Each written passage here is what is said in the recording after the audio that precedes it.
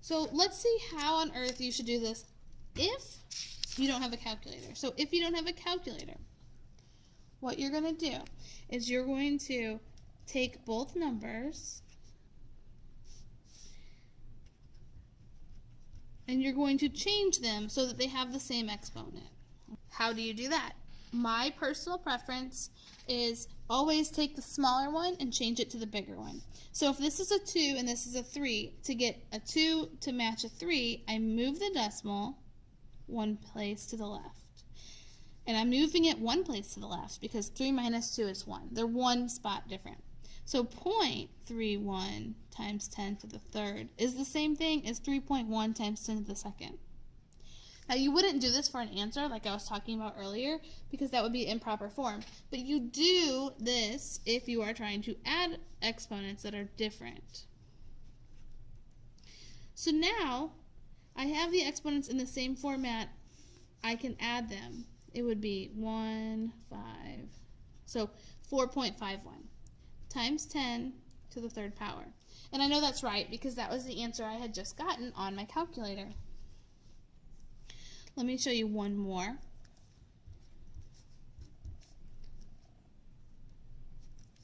$3.5248 times 10 to the negative 4 plus 3.21 times 10 to the negative 3.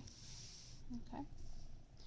So the same exact thing applies. Now the difference here is we're working with negative numbers. So negative 4 is less than negative 3. Okay, so we're going to do this. We're going to move it over 1. Why 1? Because the difference between these two numbers is 1. So we're going to say 0.35248 times 10 to the negative 3. And then we're going to add.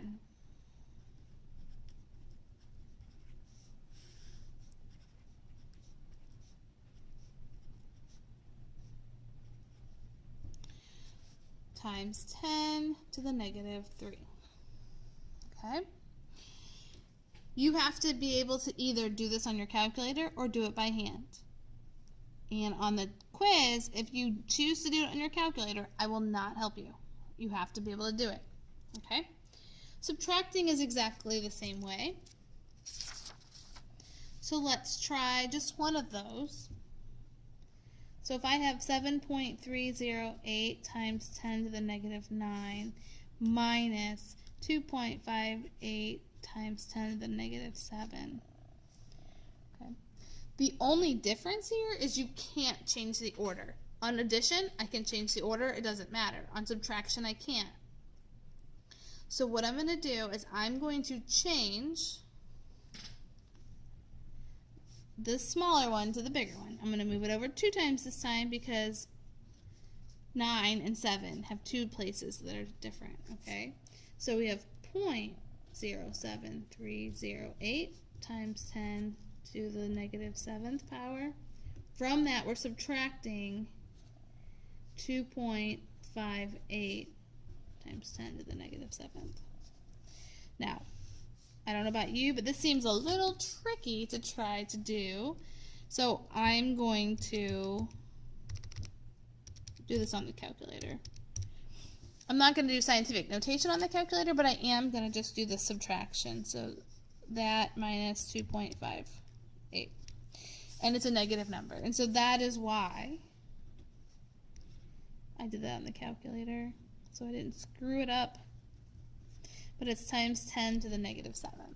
Okay, so beware that you can have negative numbers. Obviously, if you're subtracting, just in like any problem you could. Okay, so now I'm going to show you how to do multiplication and division. Multiplication and division are different. The reason they're different is because you don't have to change the exponents. Okay. So I have 6.02 times 10 to the 23rd times 8.65 times 10 to the 4th. And the way you do this is you multiply these numbers here So I'm again going to use a calculator so I don't screw up. So that's 52.073. And then all you do with the exponents is you add them. So 23 plus 4 is 27. So times 10 to the 27th. Okay. Now, do you notice that this guy is not in the proper format? If it's not in the proper format, you need to make it in the proper format. So I'm going to move it over. Now, this is going to change this number, and it's going to change it to a 28. The reason why I know it's going to change it to a 28 is when you move your decimal to go back into standard notation, you would have to move it one more time.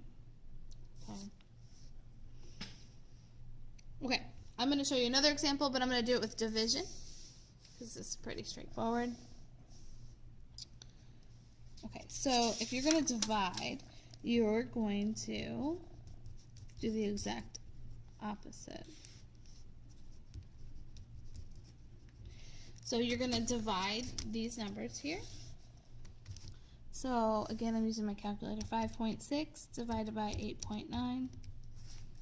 This is 0.6292. I'm going to round this to 0.63.